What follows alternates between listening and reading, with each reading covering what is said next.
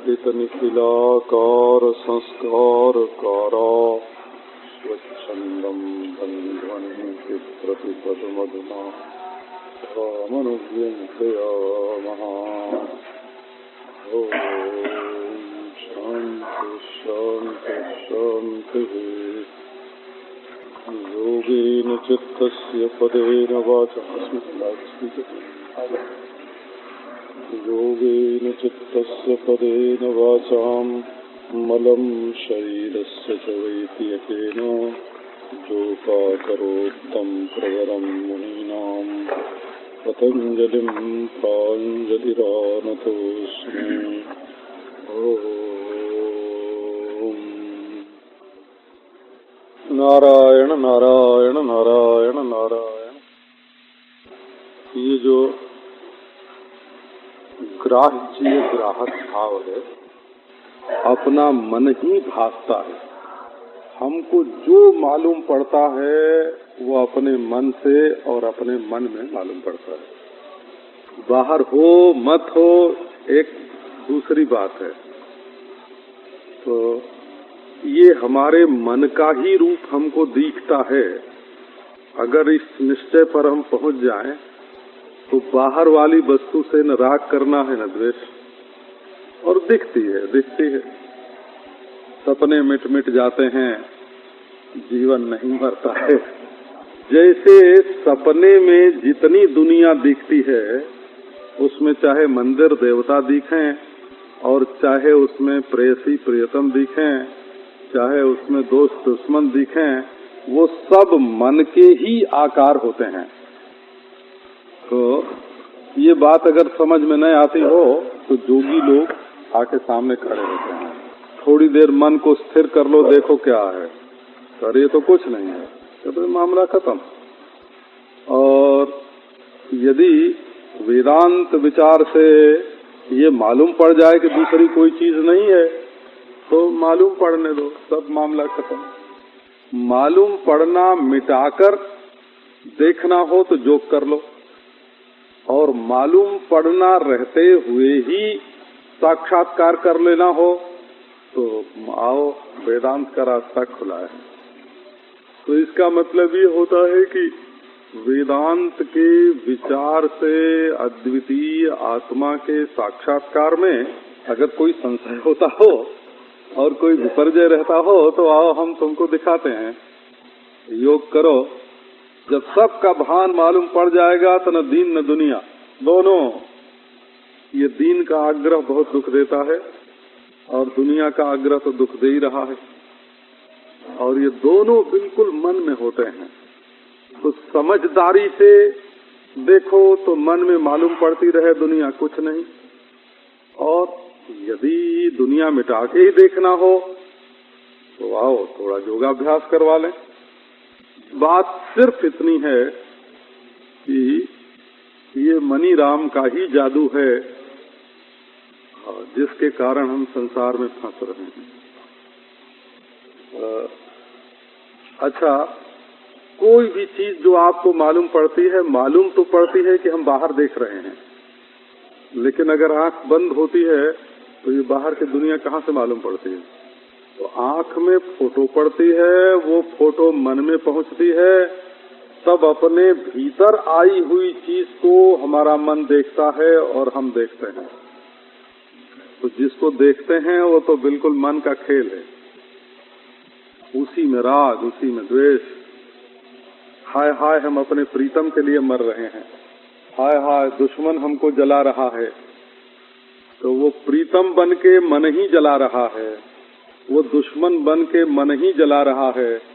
न बाहर वाला प्रीतम जला रहा है, न बाहर वाला दुश्मन जला रहा है। वो तो मनी राम का ही रूप है हो। अच्छा, ये बात प्रायः सर्व सिद्धांत में स्वीकार है। अब देखो, सबसे बड़े द्वैतवादी हमारे सांख्य योग वाले हैं। तो ये कहते हैं कि दुनिया दो तरह की होती है, एक प्रकृति से बनी हुई। ये योग दर्शन और सांख्य दर्शन सिद्धांत में द्वैतवादी हैं। तो कहते हैं दुनिया दो तरह की बनी हुई है, एक प्रकृति से बनी हुई है और एक बेवकूफी से बनी हुई है, अविद्या से। अविद्या माने बेवकूफी, तो ये जो संसार में दुख होता है वो प्रकृति से बनी हुई दुनिया दुख नहीं देती है, बेवकूफी से बनी हुई दुनिया दुख देती है। ये आपको मालूम न हो तो सांख्य और योग का सिद्धांत मालूम कर लीजिए इसको। कोई स्त्री दुनिया में दुख नहीं देती है किसी को, कोई पुरुष दुख नहीं देता है, हीरा मोती दुख नहीं देता है, मकान और नोट का बंडल दुख नहीं देता है। उनको तो एक दुकान से दूसरी दुकान पर जाने में कोई आपत्ति नहीं है, मकान को टूटने फूटने में कोई आपत्ति नहीं है। दुख देता है तो हमारा मन देता है कि ये हमेशा बना रहे या ये हमेशा सामने न आवे। हमारा मन ही दुख देता है, और मन में जो आग्रह है ये बेवकूफी से बना है। मस्त्र प्राकृत सृष्टि और आविद्यक सृष्टि, ये दो तरह की सृष्टि है। अगर आपकी समझदारी ठीक नहीं होगी तो आपको दुख होता रहेगा। तब आपको मन को एक बार बंद करना पड़ेगा, और बंद करने पर मालूम पड़ेगा। देखो वल्लभाचार्य जी इस बात को बहुत मजेदार ढंग से बोलते हैं। वो कहते हैं एक संसार है और एक जगत है। तो जगत किसी को दुख सुख नहीं देता, वो तो ईश्वर का बनाया हुआ है रहता है। ईश्वर का बनाया हुआ नहीं मानते हैं वल्लभाचार्य जी, बल्कि ये मानते हैं कि ईश्वर ही जगत के रूप में बन गया है। ये तो ईश्वर है, तो तब दुख कौन देता है? बोले संसार। तो ये संसार कौन होता है? बोले मैं, मेरा दोस्त, दुश्मन, इसका नाम संसार है। जगत दुख नहीं देता, संसार दुख देता है। वेदांती लोग भी ऐसे ही मानते हैं। भान दुख नहीं देता है, भ्रांति दुख देती है। दुनिया का भान दुख नहीं देता है, उसमें जो अपनी बुद्धि की भूल है, भ्रांति है, वो दुख देती है।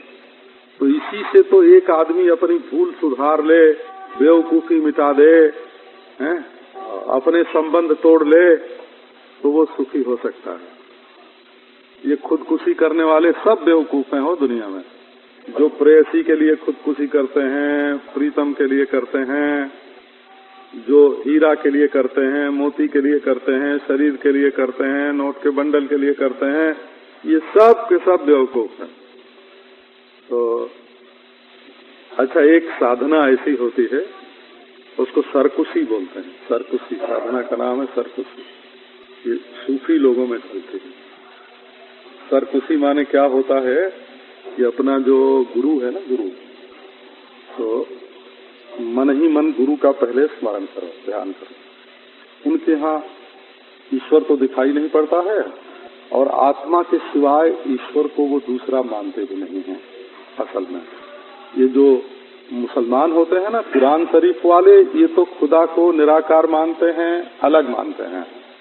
और वो जो सूफी लोग होते हैं वो तो अपने आत्मा को ही असल में ईश्वर मानते हैं। तो क्या करते हैं, इस गुरु को मानते हैं, मुरीद पीर उसको मानते हैं। तो कहते हैं हम लेट गए उसके चरणों में, और हमारा सिर धड़ से जुदा होके उसके चरणों के पास चला गया, और हमारी धड़ बिल्कुल अलग हो गई। इसको सरकुशी बोलते हैं। मन में सर कट गया, और वो कटा हुआ सर गुरु के चरणों में चला गया, और धड़ अलग रह गए। तो ऐसा वे ध्यान करते हैं। ऐसा ध्यान करने से शरीर का जो अहम भाव है वो छूट जाता है, और जिंदा जो गुरु है उसके साथ आत्म भाव हो जाता है। ये मुसलमानों की एक साधना है सरकुशी, उसमें ऐसा माना जाता है। तो ये जो संसार के संबंध हैं, इनको समझ के काटो तो काट दो, और समझ के न काटो तो इनको कटा हुआ देख लो। तो कटा हुआ देखने का तरीका क्या है? वेदांत में तो बोलते हैं उसको उपाधि, और योग शास्त्र में बोलते हैं उपाश्रय। वही उपाश्रय वाला उप भी, तो दोनों में एक ही है, जो उपाधि में है सो। तो जैसे बढ़िया से बढ़िया मणि हो, लेकिन उसको लाल कपड़े पर रख दिया जाए, तो लाल कपड़ा हुआ उपाश्रय, और मणि जो है वो लाल दिखने लगेगा। तो मणि में रंग लाल नहीं है, स्फटिक में रंग लाल नहीं है, परंतु उपाश्रय का जो रंग है वो स्फटिक में दिखाई पड़ता है। तो ये जो चित्त है हमारा अंतःकरण, ये बिल्कुल स्वच्छ निर्मल स्फटिक मणि के समान सत्वात्मक है, ज्ञान है। ये अगर बिल्कुल चमचम चमकने वाला ज्ञान न होता, निर्मल न होता, सुख न होता, ये हमारा चित्त, तो इससे दुनिया की चीजें मालूम नहीं पड़ती। तत्र सत्वम निर्मलत्वात् प्रकाशक मनामयम सुख संगेन बध्नाति ज्ञान संगेन चानघ। सत्वम निर्मलत्वात् प्रकाशकम अनामयम। देखो, जो वस्तु बुद्धि बन जाती है और बुद्धि से दूर को, नजदीक को, पीछे को, आगे को, भीतर को, बाहर को, अच्छे को, बुरे को समझती है, वो बुद्धि अगर स्वच्छ सत्वात्मक प्रकाश न होती तो ये सब समझ में कैसे आता। हम आत्मा की बात नहीं कर रहे हैं, बुद्धि सत्व की बात कर रहे हैं। और कितने विषय आए और कितने गए, ये तो दिमाग की ही खूबी है। हमारे वृंदावन में एक सज्जन आए, 25 बरस से पहले की बात है, उस समय बीए में पढ़ते थे। तो उन्होंने एक नौजवान को, हमारे चेले को अपना गुरु बना लिया, नौजवान चेले थे। बाद में दोनों में लड़ाई हो गई। तो उनका ख्याल था कि आनंदमयी माँ भी अब वृद्ध हैं, हरि बाबा भी वृद्ध हैं, उड़िया बाबा भी वृद्ध हैं, मेरी उम्र भी बड़ी थी। तो उन्होंने सोचा कि ये लोग तो अब ज्यादा दिन रहने वाले नहीं हैं, नौजवान को गुरु बनावेंगे तो हमारा इसका मेल बहुत दिनों तक बना रहेगा, इससे हम जितना फायदा उठाना चाहेंगे उठा लेंगे, जो लेना देना होगा तो इससे लेंगे देंगे, हैं? तो गुरु बनाया। अब वो महाराज क्या है, सिख लोभी और गुरु लालची दोनों खेलें दांव, दोनों बीच में बुढ़ी मरे जस पत्थर की नाव। तो दोनों में हुई लड़ाई। तब मैंने उससे पूछा डांट के कि तूने हमको गुरु क्यों नहीं बनाया, उड़िया बाबा जी को क्यों नहीं बनाया, हरि बाबा जी को क्यों नहीं बनाया, इनको गुरु क्यों बनाया? तो बोले महाराज जवान देख के मन जो है ललचा गया, जवान देख के मन ललचा गया, ये है। तो असल में हमारा जो स्वार्थ है ना, हमारा मन निर्मल है, एकदम निर्मल है, उसमें न रजोगुण है और न तमोगुण है, क्रिया भी नहीं है और द्रव्य भी नहीं है, न उसमें मिट्टी पानी आग है और न उसमें कोई पाप पुण्य रूप क्रिया है। वो तो बिल्कुल स्वच्छ निर्मल सुख स्वरूप है। अब उसको फूल ग्राह्य देख करके उसके साथ मिला दो तो मन में बस यही लगेगा वही वही है, वही वही है, वही वही है। और सूक्ष्म के साथ लगा दो तो मालूम पड़ेगा वही वही है। और कुछ न मिलाओ तो बिल्कुल स्वच्छंद निर्मल ग्रहण समापत्ति। और उसमें प्रमाता, ये देखने वाला कौन है, ऐसा मिलाओ तो तुम, ये सबसे उत्तम है। अगर अपने को न देख सको तो इसमें ईश्वर दिख रहा है, उसको देखो। ईश्वर को भी न देख सको तो महात्मा को देखो। इसमें 3 प्रक्रिया है। तो ग्रहीता को लेकर के जो समापत्ति होती है, समापत्ति माने समाधि, एकाग्रता, माने अपनी उड़ती हुई वृत्तियों को दफनाना। समाधि माने जैसे महात्मा लोग मरते हैं ना तो उनको समाधि दी जाती है। आप लोग किसी महात्मा की समाधि पर गए होंगे जरूर। ज्ञानेश्वर की समाधि है आलमगी में, तो वो तो जीवित समाधि उन्होंने लिया। कहीं साईं बाबा की समाधि है। तो समाधि माने वहां बिल्कुल मिट्टी में दबा दिए गए, महात्मा मिट्टी में दबे हुए हैं। तो ये जो आपकी वृत्तियां उड़ती हैं कैसे, तो वो तो जीवित समाधि उन्होंने लिया। कहीं साईं बाबा की समाधि है। तो समाधि माने वहां बिल्कुल मिट्टी में दबा दिए गए, महात्मा मिट्टी में दबे हुए हैं। तो ये जो आपकी वृत्तियां उड़ती हैं, कैसे कैसे उड़ते हैं, का किसी चीज को ठीक ठीक दिखाने के लिए उड़ते हैं। कभी बिल्कुल उल्टी दिशा में उड़ती हैं, कभी झूठ मूठ उड़ती हैं, कभी याद करती हैं, कभी सो जाती हैं। ये 5 तरह से आपकी मनोवृत्तियां उड़ती हैं। 5 विभाग है इनका।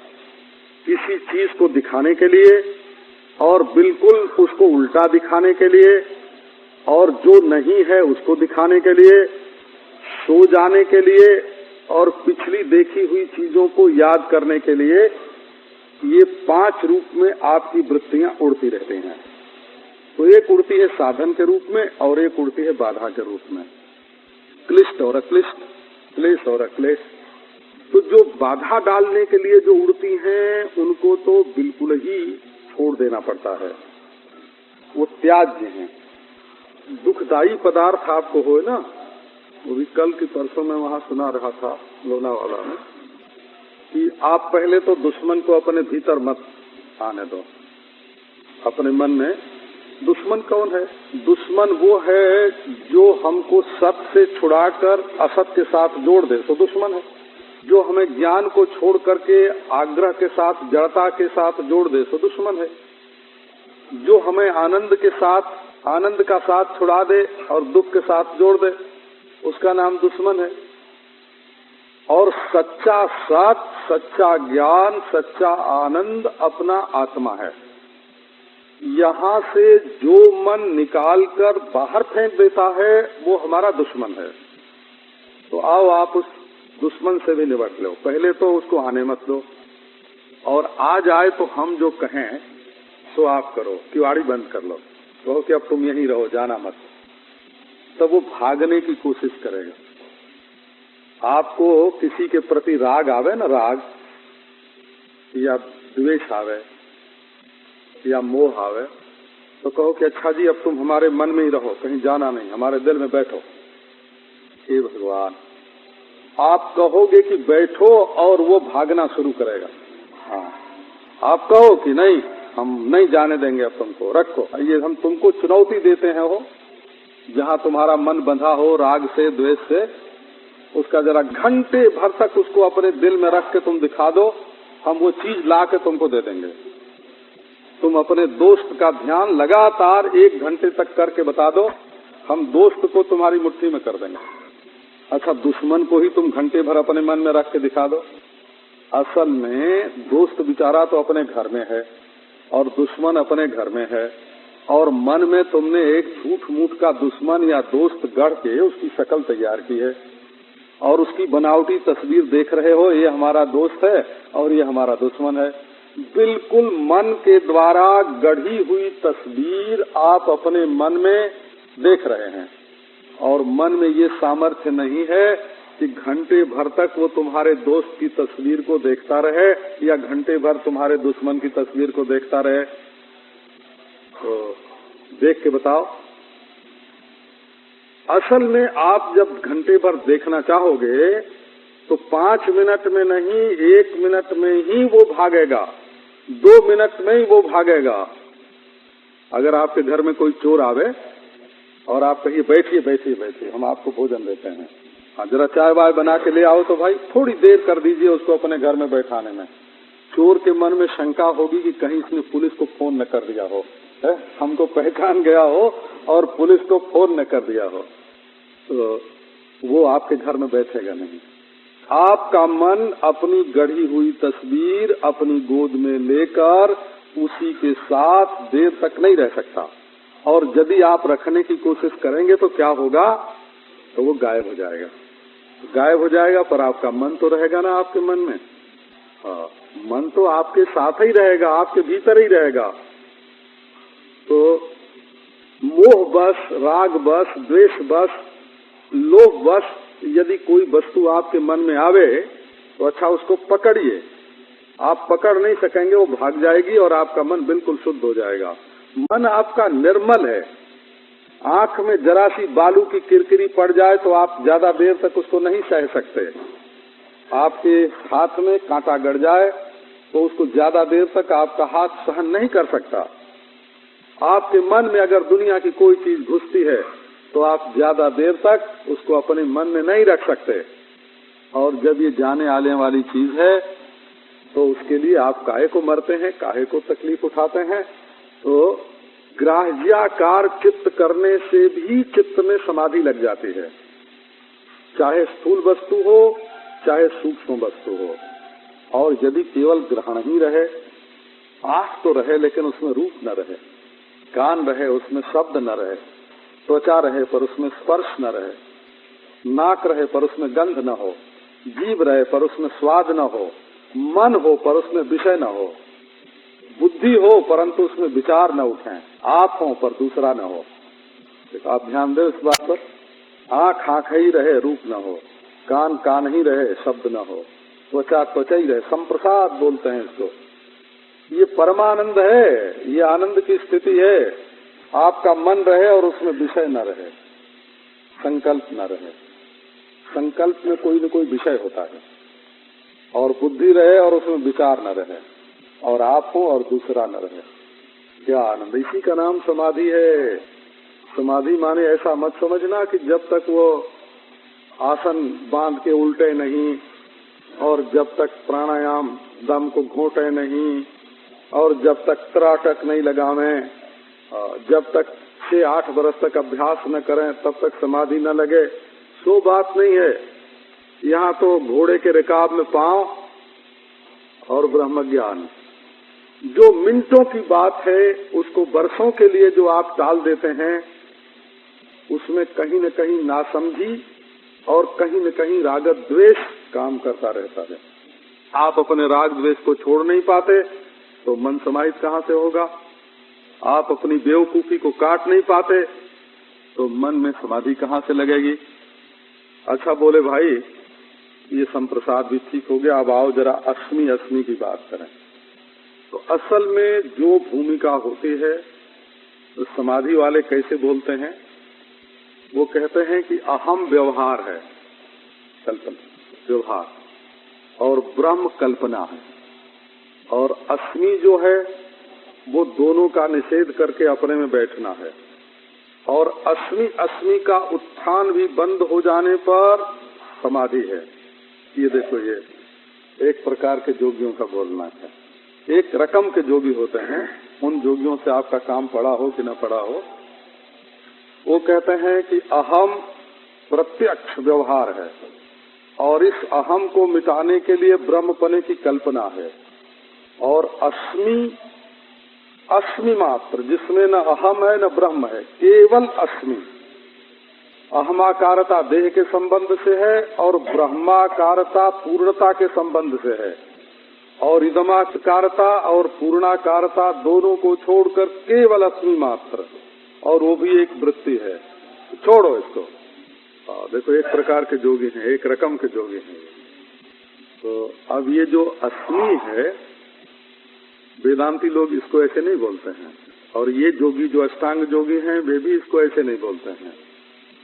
अष्टांग जोगी बोलते हैं कि अस्मि जो है वो दृष्टा पुरुष का, तटस्थ कूटस्थ चेतन आत्मा का बुद्धि संबित के साथ जो तादात्म्य है वो अस्मिता है।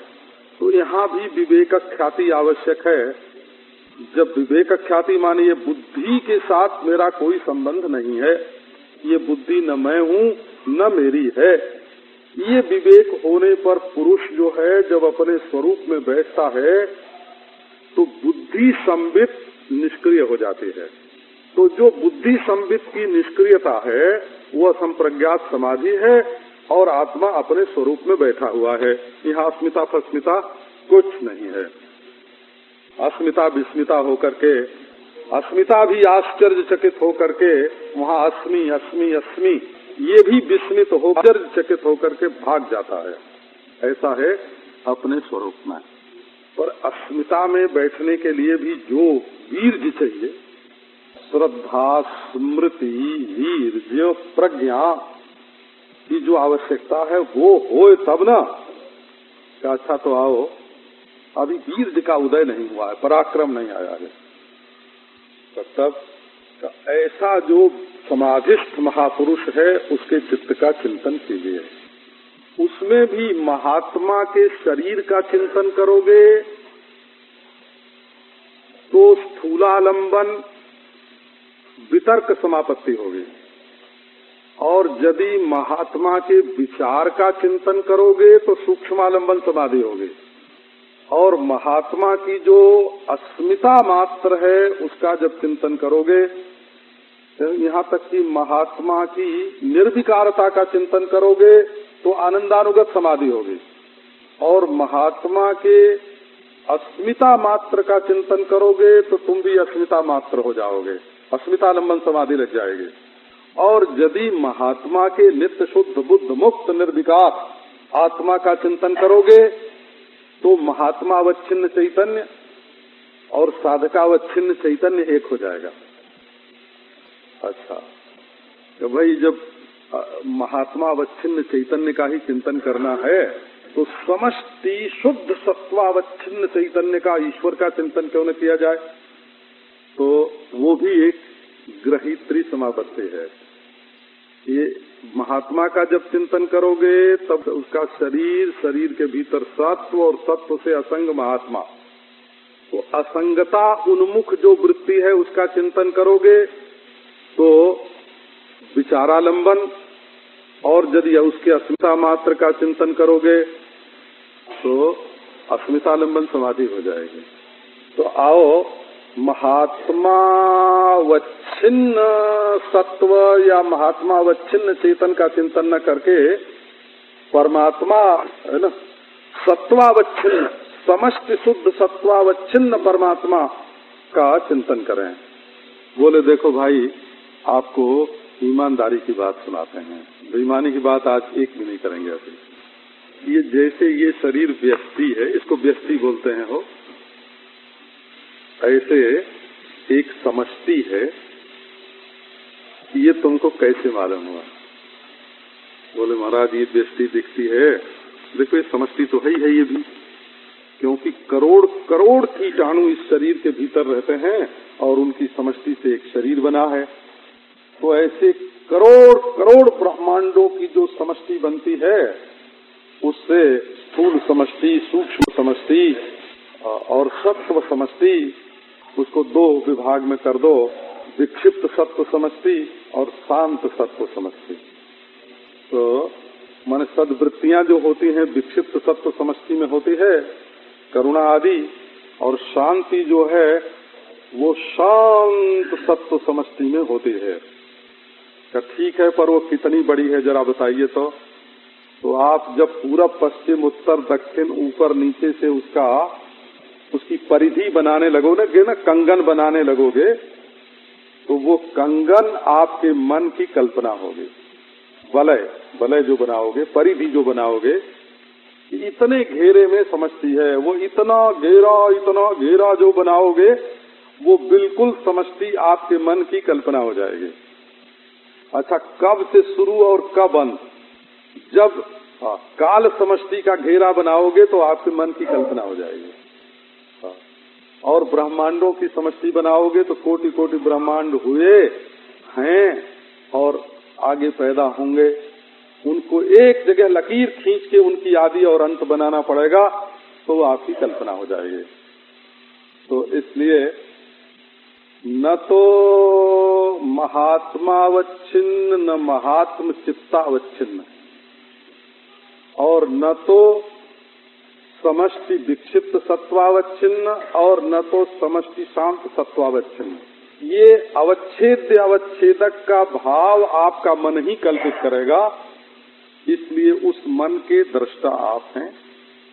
लो दो टूक बात, मन कल्पित में वेदम जगत जीवेश कल्पनम तदेकम संपरित्यज्य निर्वाणम अनुभूयताम। आओ निर्वाण का अनुभव करो। निर्वाण माने ये आपका हृदय एक दिया है और इसमें वासना का तेल है, इसमें सूत्रात्मा की बत्ती है, और उस पर आरूढ़ होकर दिए की लौ की तरह आपका चेतन प्रज्वलित हो रहा है, और वो एक लौ जल रही है। लौ काय में जल रही है कि बत्ती में जल रही है? का बत्ती कैसे जल रही है? का उसमें वासना का स्नेह है, तेल है, इसलिए जल रही है। वो कहाँ रखा है? का शरीर रूप आधार में रखा हुआ है। एक लौ जल रही है आपके हृदय में। अभी व्यष्टि समष्टि की कल्पना छोड़ दो तो क्या होगा? न दिया रहा, न घी रहा, न बत्ती रही, और न वो छोटी लौ रही। छोटी लौ बुझ गई तो आग बुझ गई। आपका बल्ब बुझ जाता है तो क्या बिजली बुझ जाती है? क्या नहीं, बल्ब तो बुझ गया लेकिन आप परमेश्वर में लीन हो गए। आप अखंडता में अपरिच्छिन्नता में पूर्णता में लीन हो गए। तो केवल मन को छोड़ दो। जिस मन ने व्यष्टि और समष्टि की कल्पना की, जिस मन ने व्यष्टि अवच्छिन्न और समष्टि अवच्छिन्न चैतन्य की कल्पना की, जिसने तमः प्रधान, रजा प्रधान, सत्व प्रधान त्रिविध सृष्टि की कल्पना की, जिसने तीनों की साम्यावस्था की कल्पना की, और जिसने व्यष्टि समष्टि के द्वारा चेतन को भी दो तरह की कल्पना में बांधा, उस मन को ही तदेकम सम परित्यज्य, एक मन को छोड़ दो। और देखो वो जो दिए का लौ था, दिए की लौ जो अलग जल रही थी उसका अलग जलना बुझ गया। केवल तेजस तेजस, केवल ज्योति ज्योति, केवल ब्रह्म ज्योति, केवल ब्रह्म ज्योति जो है वो संपूर्ण भर रही है। नारायण। तो ये तत्स्थत तदंजनता, ग्रहित्री समापत्ति में क्या होगा? महात्मा अवच्छिन्न चैतन्य, महात्मा व्यष्टि अवच्छिन्न चैतन्य और समष्टि अवच्छिन्न चैतन्य और अंतःकरणावच्छिन्न चैतन्य, इन तीनों के आलंबन से तीन प्रकार की ये संप्रज्ञात समाधि होती है। और तत्व ज्ञान हो जाने पर ये स्वव्यष्टि, अन्य व्यष्टि और इनसे बनी हुई समष्टि, ये तीनों की तीनों लुप्त हो जाती हैं निरोध की दशा में और बाधित हो जाती हैं वेदांत ज्ञान की दशा में। इसलिए यदि बात केवल बुद्धि से या विचार से संपन्न न होता हो, उसमें किंचित संशय और विपर्जय रह जाता हो कि हमको मालूम नहीं पड़ता तो क्या है, फिर भी संसार तो है ना, और हम भले सबको जानते हो देखते हो, परंतु ऐसे ही सब लोग तो अलग अलग देखते जानते हैं ना। तो यदि अपने में परिच्छिन्नता का विपर्जय हो और प्रपंच के मिथ्यात्व में संशय हो, तो आओ वृत्तियों का निरोध करके आप देख लो। हाथ कंगन को आरसी क्या, जो हाथ में कंगन पहने हुए है वो शीशे में देखे कि कंगन है कि नहीं, इसकी क्या जरूरत। आओ तुम अपने आप में ही देख लो। आपन खेल आप करी देखे, खेल संकोचे तब नानके के। आओ अब ये बात हुई कि इस तरह से जैसे निर्मल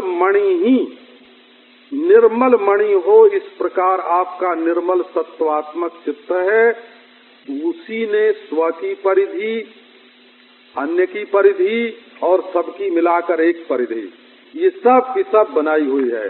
तो आओ अब चित्त की निर्मलता में चलें। तो अब इसके थोड़े थोड़े चित्त की अवस्थाओं के भेद होते हैं। साधक को अपने चित्त की अवस्थाओं को ही समझना पड़ता है। असल में दुनिया को जब तक तुम समझने की कोशिश कर रहे हो, अभी तो एक आदमी सड़क पर जा रहा है, आप चाहे जाके देख जा रहा है सड़क पर, लेकिन वो कहाँ जा रहा है ये अगर आप अपने मन से सोचने लगोगे तो क्या ठीक समझ जाओगे? कहाँ से आया है, कहाँ जा रहा है, क्या आप समझ जाओगे? तो दूसरे के बारे में केवल ख्याली पुलाव पकाते हो बोला। ये जो बड़े बुद्धिमान बनते हो, बड़े विचारक बनते हो, बड़े ज्ञानी बनते हो और दूसरों के बारे में दिन रात सोचते रहते हो, एक तो सोच नहीं सकते दूसरों के बारे में, बिल्कुल धोखा देते हो।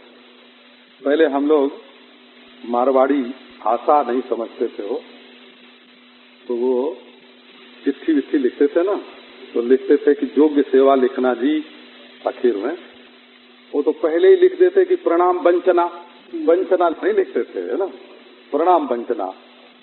तो मारवाड़ी भाषा तो समझते ही नहीं थे हम, तो उसमें बिल्कुल बेपरद लिख दिया प्रणाम वंचना। वंचना माने संस्कृत में ठगी होता है प्रणाम की ठगी, अच्छा माने ये प्रणाम हमारा ठगी रूप है, तो उसको हम नहीं समझते थे। और आखिर में लिखता था कि हमारे योग्य सेवा लिखना जी, तो हम उसको सच समझ जाते थे। तो जब कभी किसी को लिख दें कि तुम ये सेवा हमारी कर रहे हो, तो वो करता धरता तो कुछ नहीं था। वो तो केवल शिष्टाचार बस लिखता है, बोला, वो केवल लिखने का शिष्टाचार है, करने का शिष्टाचार नहीं है। तो ये जो लोग करते हैं, समाज संसार में सोचते हैं कि हम इनके लिए मर रहे हैं और इनके लिए जी रहे हैं और इनके दिल की जान रहे हैं और इनके दिल में बड़ा प्रेम है और इनके दिल में बड़ी नफरत है, ऐसा जो लोग दूसरे का दिल देखने का दावा करते हैं, वो अपने दिल की तो जानते ही नहीं है कि हमारे दिल में क्या क्या कूड़ा भरा हुआ है। दूसरे का क्या जानेंगे? वो कभी कभी कोई बात जो है ना वो फूट जाती है, वो बात दूसरी है। या कोई जोगीराज हो, जानता हो, उसको भी हम माफ करते हैं कि ठीक है भाई। अब देखो, इस पर भी एक बात सुना दें। श्री उड़िया बाबा जी महाराज बताते थे कि जब मैं कामाख्या में रह के साधन करता था तो दो बात हुई। एक तो भीड़ खड़ी है और उसके बाहर क्या हो रहा है इसका पता लग जाए, और दूसरे कोई आदमी सामने हो के आके खड़ा हो तो ये कहाँ से आया है, क्या करके आया है, इसके मन में क्या बदमाशी भरी है, वो सब मालूम पड़ जाए। तो हमने देखा कि हम चले थे चित्त निरोध करने, समाधि करने। एक मन की बात ही बड़ी तकलीफ देती है। ये सबके मन की बात मालूम पड़ने लगी तो ये योग क्या हुआ, समाधि क्या हुआ, तब फिर तो मैं बहुत रोया, बहुत दुखी होया कि हम तो चले थे समाधि लगाने और हमको दूसरों से जो आया मन में, तुम्हारे जेब में 200 रुपए रखे हैं। हाँ महाराज, आपको कैसे मालूम पड़ गया? तो तुम ये काम करके आ रहे हो और तुम ये करने जा रहे हो। हाँ महाराज, अरे आप तो अंतर्यामी हैं, और जेब में जो लेके आता था तो रख के जाता था और भेंट पूजा रख के जाता था। अरे आप तो अंतर्यामी हैं। तो मन में ग्लानि हुई कि हाय हाय हाय, हैं हम चले थे समाधि लगाने को, परमात्मा को ढूंढने को चले थे, ये क्या हुआ? हे भगवान, इस विघ्न को दूर करो। तो हमारा कहना है कि यदि कोई जोगी जान भी जाता हो तो उस पर हम आक्षेप नहीं करते हैं, बोला, परंतु वो समाधि है क्या? आपकी अक्ल मानती है कि जो दूसरों के मन के विक्षेप को देख रहा है उसको समाधि लगी हुई है? जो भीत के बाहर टांगा जाता हुआ या मोटर दौड़ता हुआ देख रहा है उसको समाधि लगी हुई है? इसी का नाम समाधि है। तो अगर इस सिद्धि को, इस अंतर्यामिता को आप सिद्धि समझते हैं तो बेवकूफी की बात है। बोला, ये क्या बेवकूफी है? ये समाधि नहीं है, ये सिद्धि नहीं है, ये योग नहीं है, ये निरोध नहीं है। एक महाराज जोगी थे तो वो नोट ही निकाल के दे दे। अच्छे बड़े मशहूर महात्मा थे, बंडल नोट के हो, 1000, 2000, 5000 रुपए का बंडल निकाल के दे देते। अच्छा, तो करपात्री जी महाराज एक दिन गए उनके साथ, बोले कि महाराज ये बात बताओ, आप ये जो नोट के बंडल आप देते हो ये सरकारी खजाने के बने हुए हैं कि नहीं? अगर बने हुए हैं तो इनके नंबर हैं सही और इनका हिसाब कहीं न कहीं लिखा होगा, वहां से चुरा के लाए गए होंगे या दान किया होगा किसी ने। और यदि ये सरकारी खजाने वाले नंबर के ही नोट नहीं हैं, इन पर नंबर नकली है, तब आपको गिरफ्तार करने का काम करते हैं, नकली नोट चलाते हैं। अब वो महाराज तो चुप, जोगिराज का तो मुंह भकुआ, क्या बतावें कि ये असली नंबर के नोट हैं कि नकली नंबर के हैं। असली नंबर के हैं तो कहीं न कहीं हिसाब में से आए हैं, चोरी करके आए हैं, भूत प्रेत उठा के लाया है, चोरी करके लाए हैं। भूत भी लावे तो चोरी का लावे है? तो नारायण, इसका नाम योग नहीं है। आप क्या समझते हैं? दुनियादारी को जानने का नाम योग है? ये योग नहीं है, ये चित्त वृत्ति निरोध नहीं है। आपको वृत्ति का निरोध करना है तो दूसरे के दिल में प्रेम है कि दुश्मनी है, ये विचार छोड़ दीजिए, अपने दिल को देखिए। जो अपने दिल को नहीं देखता है वो साधक हो ही नहीं सकता, दूसरे को देखने वाला साधक नहीं होता। अब आप देखो कि आपके दिल में जो चीज भासती है, अब समाधि की बात सुनाते हैं। ये ऐसे समझो कि ये सवितर्क समाधि 2 तरह की और सविचार समाधि भी 2 तरह की। सवितर्क निर्वितर्क, सविचार निर्विचार, और इसके बाद आनंद, और आनंद के बाद अस्मिता। अस्मिता के बाद विवेक ख्याति, उसके बाद असंप्रज्ञात। विवेक ख्याति के बिना सभी असंप्रज्ञात और विवेक ख्याति होने के बाद निर्बीज असंप्रज्ञात। ये चित्त की होती हैं स्थितियां। अब ये प्रसंग आपको फिर कल सुनाएंगे।